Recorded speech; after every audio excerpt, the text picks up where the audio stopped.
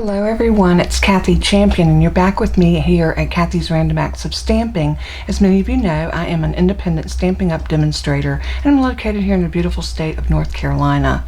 So if you don't currently have a demonstrator that you're working with, I'd be more than glad to help you with any of your stamping needs and earn your business.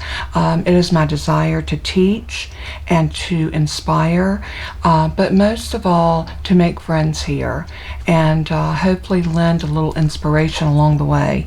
So without any further ado, let's go ahead and get started. I have in front of me a piece of just our basic white 12 by 12 cardstock, and we're going to do some scoring today on this because we're going to make a little pocket album, something that you could carry in your pocket with pictures of your kids, your grandkids, a gift that you could give. It could also be like a little journal if you wanted to make it that. There's so many different things we could do, but I thought these were small enough and cute enough that we could do them for occasions like a birthday party, Thanksgiving dinner, you know, the day when you take pictures of family when we do gather together, Christmas, another fun little place just to tuck a bunch of pictures and memories, and you could even date it for that year. And how cute would it be to have them throughout the years, showing how people change as we grow and age, and just really a fun piece to have. So let's go ahead and get started. I'm going to use my Simply Scored scoreboard today, and the reason I'm choosing this is we've got some scoring to do. Now, because I'm using a solid piece of paper, you can you don't have to worry about directional, and I thought that would be really good, especially anyone that's kind of challenged with that. Now, I love my Simply Scored scoreboard. We have the stylus that comes with it. It conveniently hooks right here in the bottom. Let me see if I can get, there we go. It just snaps in like that, so it's always there. It has two ends on it.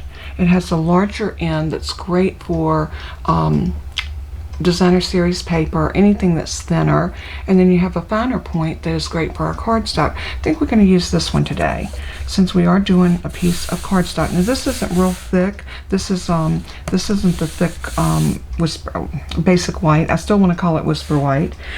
But what we're going to do is we're going to score this side at 3. And what I like to do when I'm scoring, let me bring that down so you can see. I like to put my stylus right in to that groove and put it down to the bottom and then just pull it. Have you ever scored, and I'm sure you have because I have, and you'll get to going and your stylus will go kind of wonky, and then you've got this really ugly line? This prevents it if you put it right into the groove where you're going to do it, lay it flat against the paper, and then just drag it. So we scored at 3, so we're going to go to 6 and drag that down, and then we're going to score it at 9. Same principle, put it right on the line where the 9 is, bring it down, and then just drag it. Now we're going to turn this just a half a turn. So I like to turn in this direction. It doesn't matter as long as it's a 90-degree turn. And then we're going to score in 3 more places. We're going to score at 2. Again, lay it down and then just pull it. Always check and make sure your cardstock is all the way up in the corner. That is crucial. 2 and 6 and 10.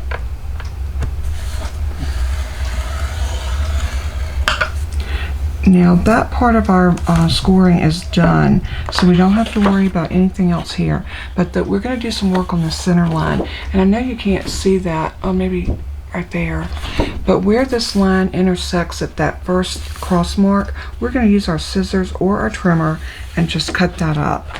So I'm going to show you. I think it works just as good with scissors as it does with the trimmer, but for today's demonstration, I am going to use my trimmer. And I'm going to put this in, and I'm going to put it right on that score line. So I'm lining the score line up in the top of my trimmer, right there.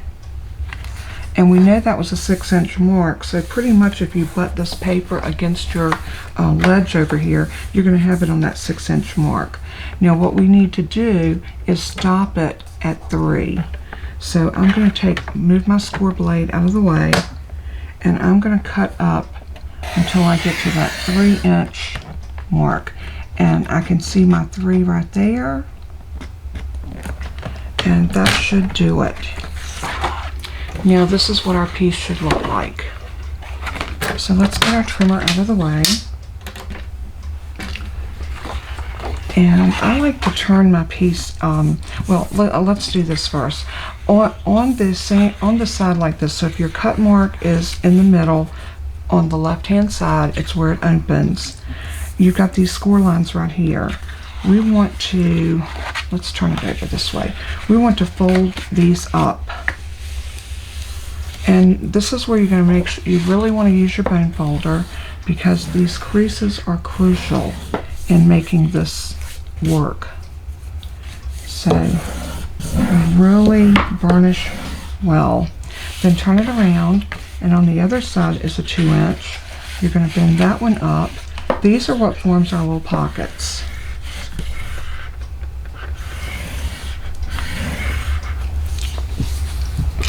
So now let me look at my little prototype over here. All right, let's bring our side right here that is, and this side that is connected. And we're going to fold that over. And you want to try to make sure you're keeping your corners nice and straight and squared up. So go ahead and burnish that.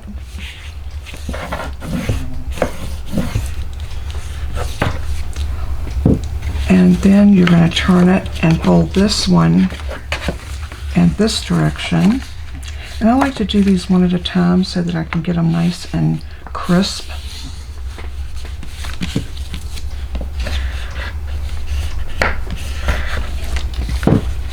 And then this side.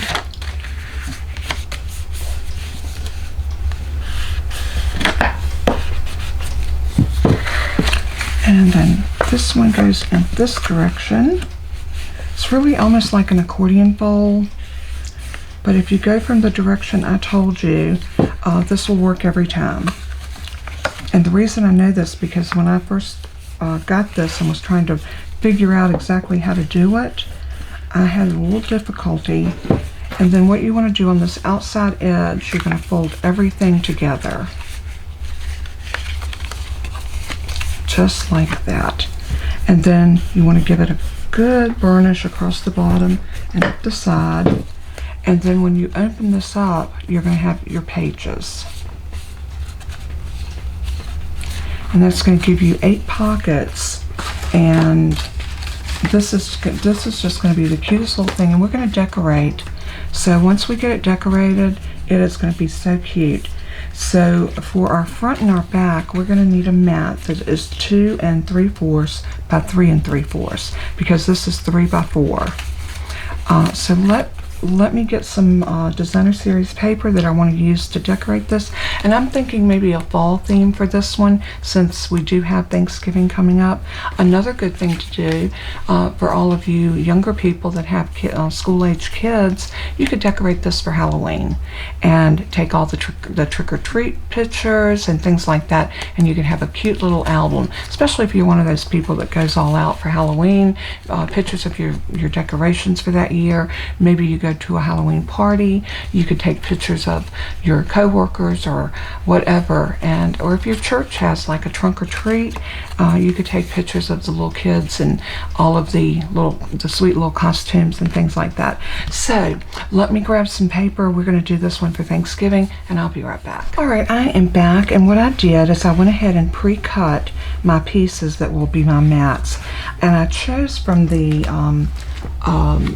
Harvest Meadow paper, because this is such a fall paper. I have a spare pack, but this is this is such a pretty pack of paper, and you get, as you can see, I've been using out of this quite a bit, and if you've been following me on my channel, you know that this has been a really favorite of mine. But you have such good fall colors in here, and I mean, it's a beautiful, beautiful pack of paper. So I chose this one for that reason. I love that piece there. Kind of wish I had chose that, but nevertheless, we got these ready, and I thought these all were nice, pretty fall colors. Even with the blue, this is so soft and just very, very pretty.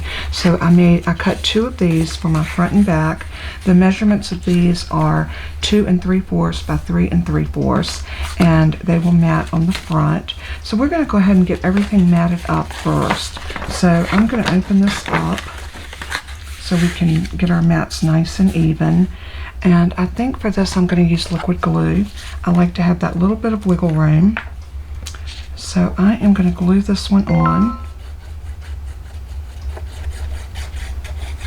just like so. Now I know this is going to be my front. Let's see, I want to make sure my wheats are going in the right direction. And I'm going to center that into that little rectangle right there. And press it down. And I like to use a bone folder and just go back over it. You'll hear me say this quite often. It's my way of just ironing it out. So now you know what, I put that on the wrong side, I think. Maybe I didn't. No, that is my front. So be careful when you're doing this. You want to make sure you're getting it on the right pieces. Now this is going to be our back, like that. So I'm going to turn it like that, and we are going to put this piece on the back. So just, you know, take your time with this. It's fun, and there's no reason to rush. I think we have a tendency of trying to rush through our crafts, and that can take all the fun out of it. So let's put this one down right about there and press.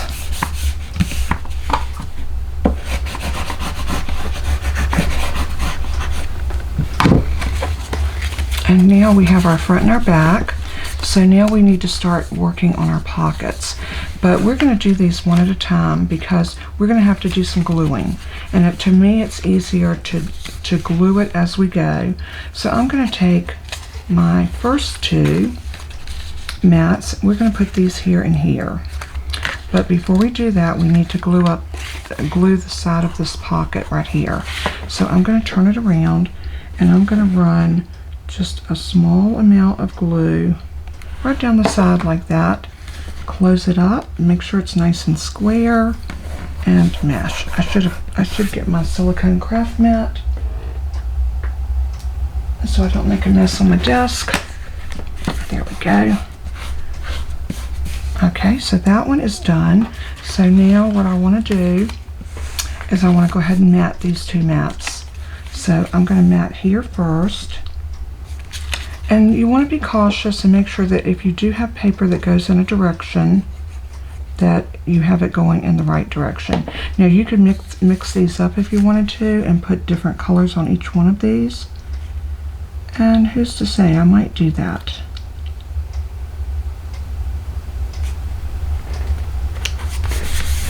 And press that down really good. Give it an iron. And I don't know. I think I like these opening with the same color. I don't know. You could do you. I'm going to do it this way, but you could do it either way that you want. So I'm going to lay that one down right about there. And press it. So now the next thing we need to do, this right here needs to be closed up, but I want to make a pocket to be able to slide into here. So I'm only going to put glue on 3 sides of this. So I'm going to run a bead of glue right here across my bottom and then down this side.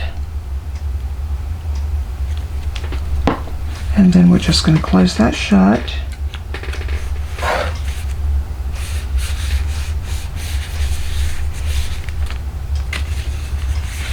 And now we can go to our next page. So I think this one, I'm going to use the green. And we're going to mat that on here. And if you follow the instructions as I'm doing it, you won't get mixed up. This album, because it does fold in so many different directions, it can get a little out of hand, so to speak. So just, take your time, follow the directions, and put it together, per the instructions. And that way you will always have your pieces together as they should be. So let's go ahead and get this one glued down. Before we do that, let's go ahead and glue this shut. And I like to put the glue on the flap rather than the other way.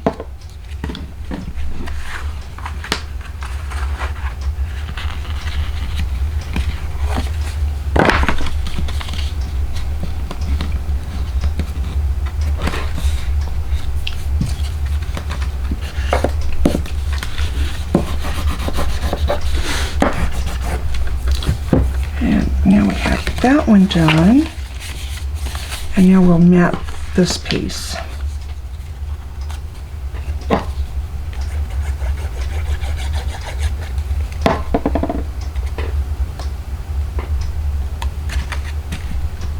I just love, love, love this pack of paper. It's so, so pretty.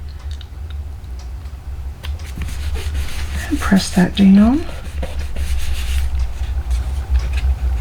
And now the next thing we need to do is close this one up. Now this one can be closed completely unless you wanted to make a pocket that goes in this way, but I don't think that's necessary. So for this one, I'm just going to put glue all over this piece.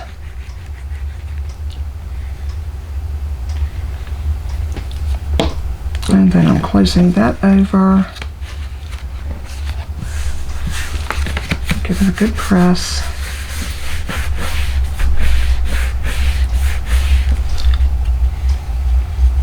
And then we can open to this piece.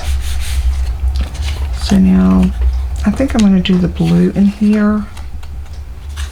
So let's put this, we got to do our little pockets. Always try to remember to do your little side pieces before you do your paper. So we'll close that side up. And we'll come up, that one's already closed because it's folded. Alright, so now we can go ahead and put these on.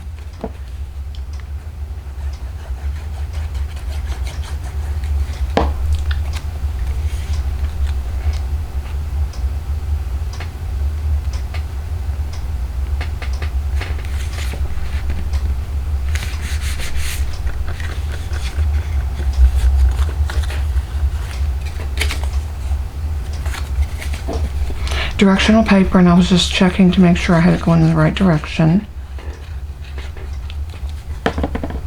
Nobody wants their flowers growing upside down. I hope everybody's having a wonderful day. I hope this little album will be something you'd want to try. It's a very simple project. It looks a lot harder than it is. So this one needs to be closed up. So when we'll come in here, and I'm going to go just like that, and close that up.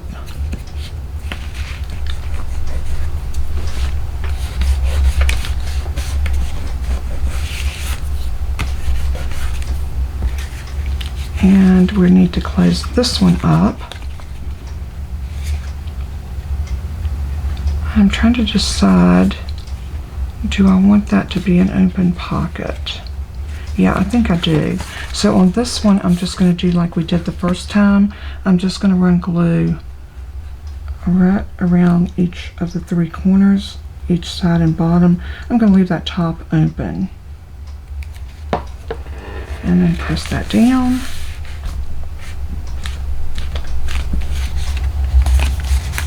Just like that. And all we have to do is put our beautiful paper right here.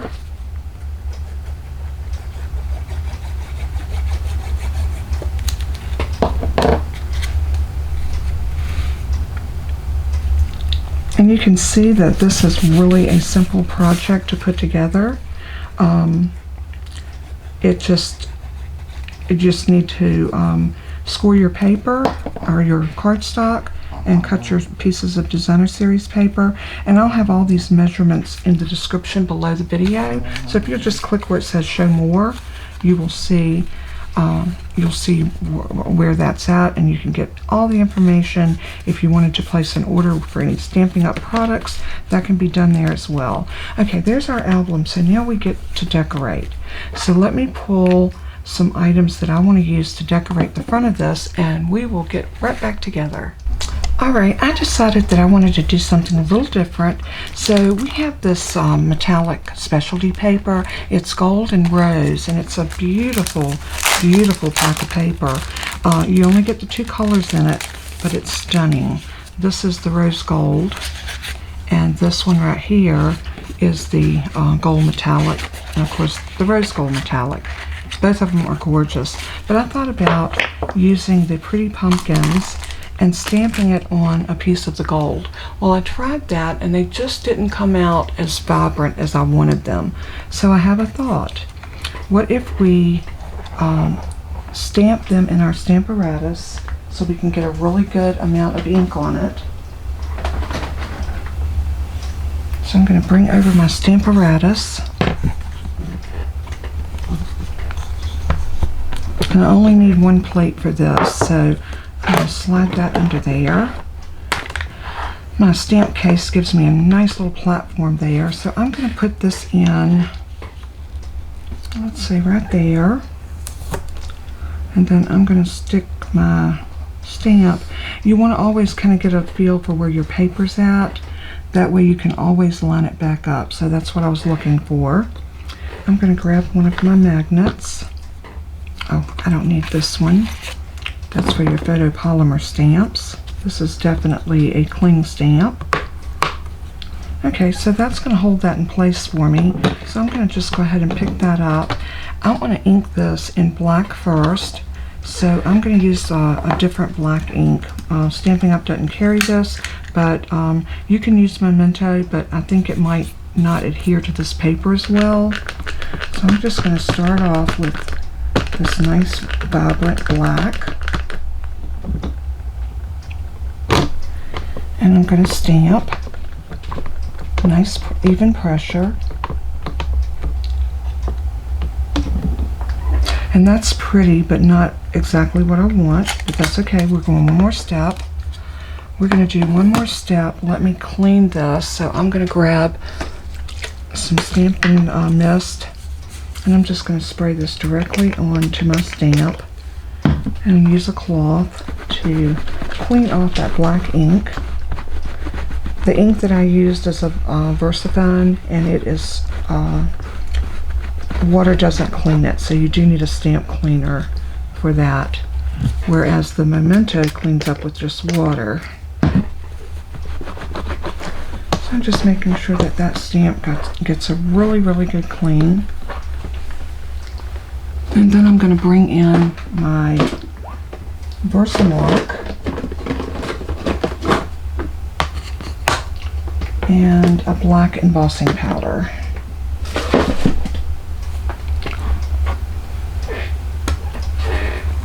So since we already have this here, we don't have to worry about it not being in the right placement, because the Stamparatus allows us to stamp back over an image that you have already stamped. So now we're going to coat this really good. And we're going to stamp it back with the VersaMark. And this is a watermark ink, so you're not going to see any difference in the color, although it does look like it. Oh, look what I did. Try to see if we can clean that up a little bit. And let's stamp that one more time. I want a really, really good black image on this. And that looks like it's going to be beautiful. Alright, again, I'm going to go ahead and clean the stamp. And I should have cleaned my stamp before I put it in the VersaMark after it picked up the black ink. that was a boo-boo, so don't do what I do. So I'm going to take my scissors. No, I'm not. I'm going to use this side to hold. Let me set this out of our way and get our black embossing powder over here. Stampin' Up! Is carrying the black now, and the embossing powders come in a 3-pack. So if you're interested in embossing powders, I will have them listed below. Now I'm just going to tap that, and I'm going to put a little bit more on there and tap it. That looks very pretty. Don't you think that's pretty? This is going to give us some beautiful gold shimmer pumpkins. So I've got my heat tool right here, and this is the Stampin' Up! Heat tool, and it's wonderful because it has 2 settings. You have a low and a high, or 1 and 2. So we're going to put it on 2 because anytime I'm heat embossing, I like it on 2. It's going to get a little noisy, so just bear with me until we get this heat set. I'm letting it heat up first.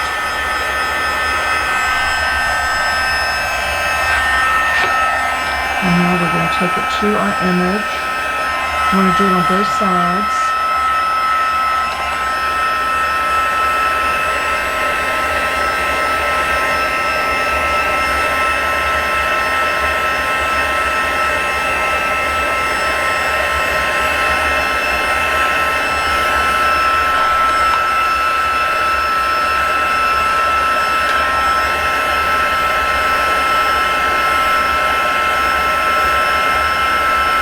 Once you see it getting shiny, your image that you stamped, then you can feel pretty good that this is heat set.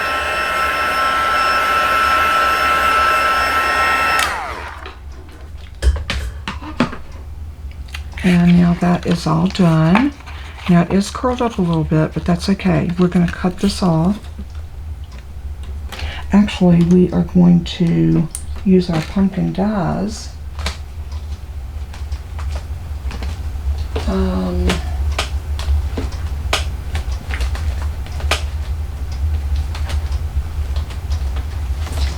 Got little detailed pumpkins, and we are going to take this die right here out, and we are going to situate it over our pumpkins like so.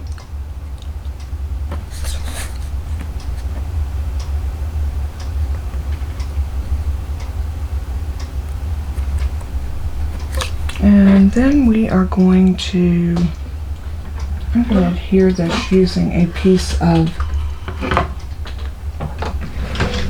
a Post-it note. So once I get it where I want it, and the rule of die cutting, you don't want to see anything outside of your image, so no space outside. So I'm going to put that on there. I'm just going to run this through my Stampin' Cut and Emboss machine, just like this. And this is metallic paper, so it doesn't always cut as sharp on this, but it will come out. Just wiggle it, and look at those beautiful, beautiful gold pumpkins. Now, if it's curled like that on you, all you have to do is take your bone folder and just curl it back. It's the nature of the paper, but look at that. And we're gonna glue that down on the front of our, and see how much more vivid that is than just stamping it once. Look at the difference. So pretty. I love that. So don't be afraid to try something new. You don't know until you try it whether you're really going to like it or not. And I love that. I think it turned out gorgeous. And look how pretty these are going to look on the front of this. I mean, it makes a statement. And I think I'm going to use the stamp that says Gather Together. Let's see if that one will fit.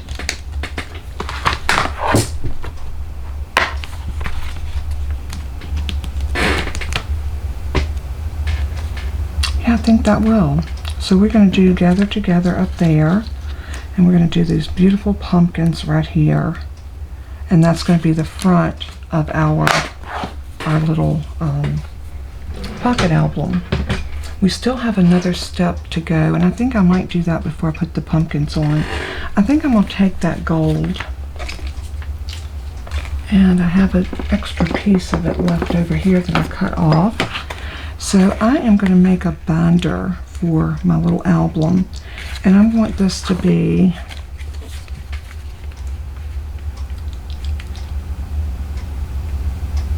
about 1/2 of an inch, 1/4 of an inch, and 1/2 an inch. So maybe 1 1/4. So we're going to cut it 1 1/4 by 4.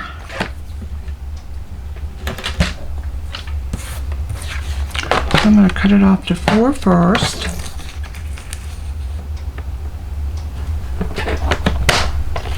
If you haven't picked up a pack of this paper, you really want to get a pack. It is gorgeous. So I'm going to cut this at 1 1/4. What that's going to give me, it's going to give me 1/2 an inch on the front and the back, and that 1/4 inch to wrap around the thickness of our album. So that's about 1/4 of an inch. So what I'm going to do with this is I'm going to take my bone folder, and I just want to curl it. I don't want to crease this. I just want to break the fibers up in the paper so that it will wrap. So on both sides, I'm just going to give it a little curl.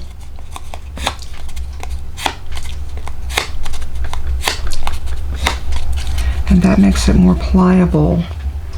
So what I want to do now is I'm going to use my liquid glue, and I want to put a good amount of glue all inside.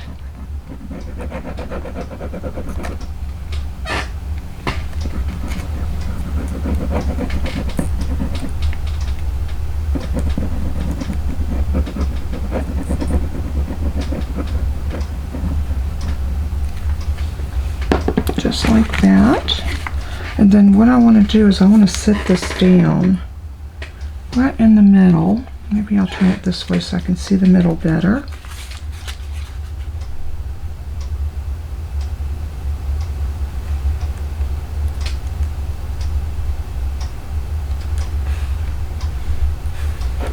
And then I'm just going to curl this around.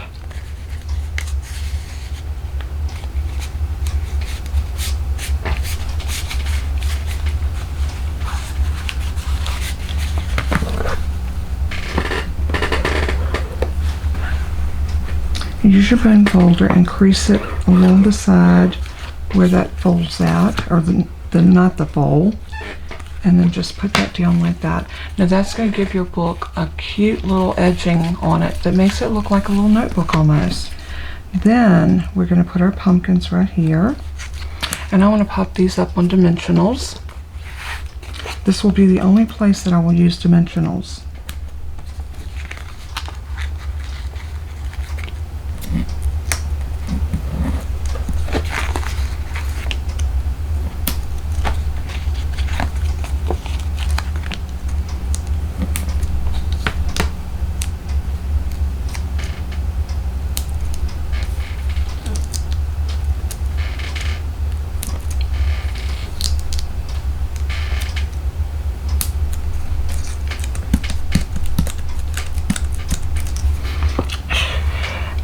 Let me find my take your pick tool, and I'm just going to lift these off. Let me close up my glue.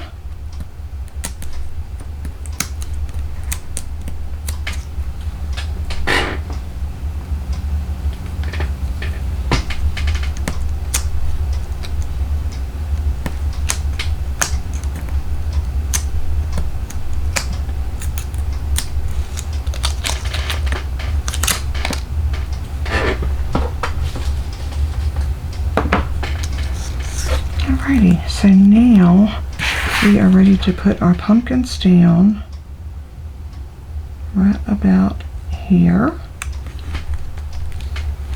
Aren't they gorgeous? Look how cute this is coming together.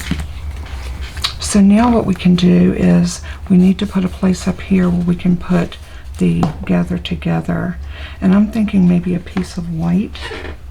And I think what I might do is just trim around it with my scissors. So I'm going to grab a piece of white cardstock. And I'm just pulling in my scrap bin to get a piece. And this piece right here will work great. So I'm going to come over about to there. And I'm going to stamp this also in the VersaMark ink. So I need a stamp block.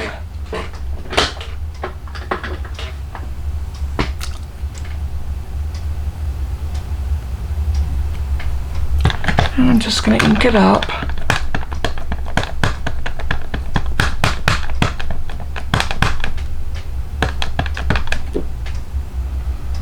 And stamp it.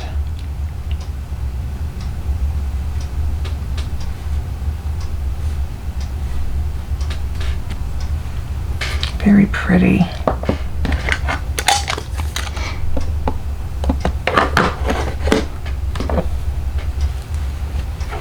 Now I'm going to clean this stamp straight away because I don't want it to stain.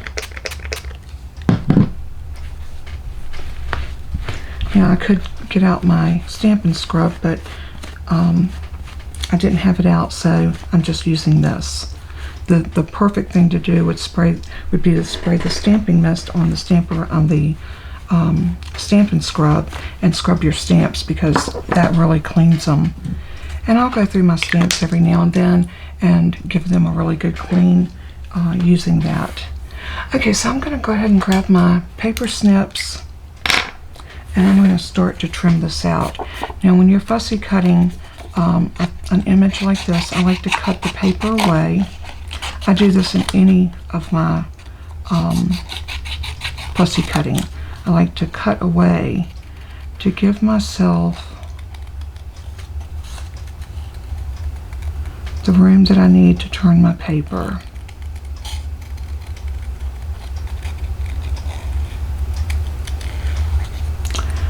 And it's not rocket science. Just want to move your paper, not your scissors, and just trim around.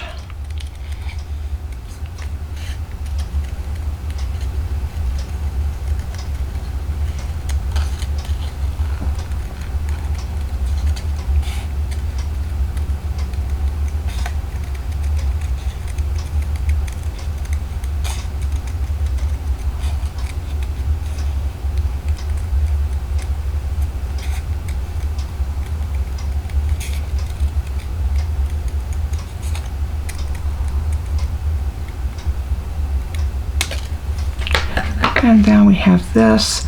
It'll look so pretty right here like that, and we're going to pop that up on dimensionals as well. So I grab my dimensionals, and if the big ones are too big, we can always go in and grab our minis, which I think I am. These make it nice to get adhesive in little small places.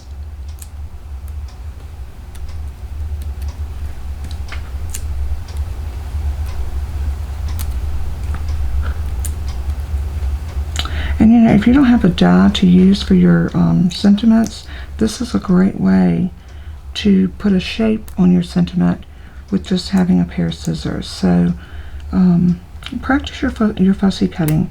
I know so many people that don't like to fussy cut. I'm one of them. But the reason I never liked it, I wasn't good at it. But if you practice, you'll be surprised at how good you can get. Now that was a lot on that little piece, but you know what? I really want this to hold up. So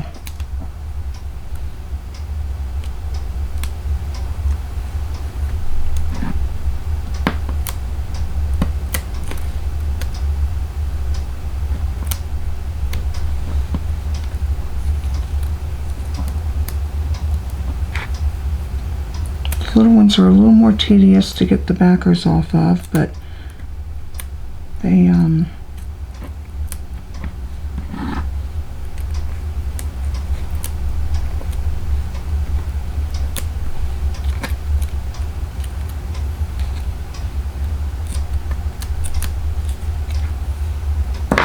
Alright, so now that we got that taken care of, let's move all of our scraps out of our way, and then we can just bring this right here,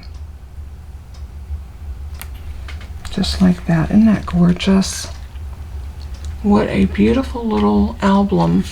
And then you have all these spaces in here. You've got the pockets in between. We could take a punch and punch to have a little thumb place here to, was this the one I glued shut? No, this one's open. Yeah, we have an opening right here. And that one's that one's shut. That one is, this one's open.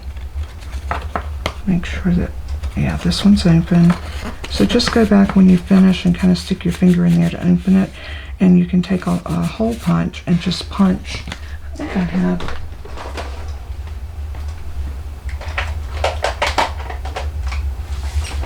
I have a little 1/2-inch hole punch. I don't know where this came from. I've had it forever. But just go in and cut just a little.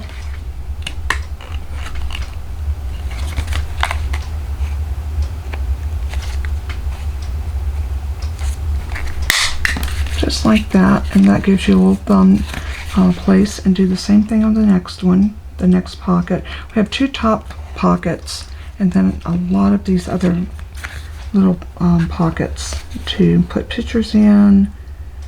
And you could go a lot further than I did by decorating each one of these. You could go through and decorate on here, but I figure if you don't have stuff sticking in here, this is going to get covered. You could put some little sentiments on these if you like. Maybe a little journaling here, stating what the pictures are, or even behind here would be great. And what a cute project. I hope y'all have enjoyed that. One more thing I want to do, I want to put some jewels on it. No project's complete without some jewels, don't you agree? And I think for this one, I'm going to use these brushed metallic adhesive back dots. And I think I'm going to go with the gold one since we have this gold theme playing out here. So I'm going to grab one of the smaller ones and put it right here. And maybe a larger one right there, and then maybe one more small one.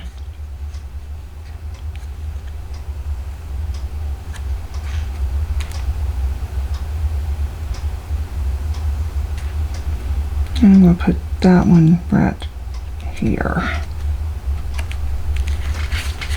Yep, I think that really did set that off.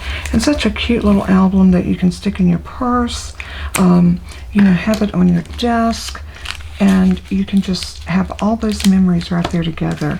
And how stinking cute is that? So I'm parting the Red Sea. I'm going to bring y'all in a little closer so you can get a more of a bird's eye view of this. And it's so cute. And look, all of your little pockets that you can stick pictures in. Just the perfect. This could be a little prayer journal, depending on how you decorate it. And you could put some little tags inside of it and write your prayers on it that you wanted to pray. Maybe have one of these for each quarter, you know, October, November, December. You could do it, or you could do it monthly if you like, depending on how you like to keep things. I think it would make a cute little prayer journal. I love the way it turned out. I hope you did. Thank you so much for joining me today. I love each and every one of you, and I'm so thankful that you are part of my crafty family. If you need me for any reason, just reach out to me. I'm only a text, a phone call, or an email away. All my information is listed below, so please always feel free to reach out if you need me. I love you all very much, and I want to pray for everyone today. Heavenly Father, we come to you with honor, glory, and praise, for you are so worthy. We thank you for your goodness and your mercy. We thank you for your salvation, the plan that you set in motion so many years ago when man fell out of your grace. We thank you for that plan of salvation, the sacrifice sacrifice that Jesus made to come and live on earth as a man, not just any man, but a perfect, sinless man that walked among us as humans. We thank you for that. What a glorious and wonderful plan that was, and it's a plan that only God could come up with.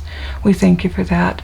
Lord, I pray for each and every one of the people that are watching this video, even if they encounter this video months or years down the road. I pray for them. I pray that you would bless them, heal their bodies, heal their finances, give them a good measure of grace and hope.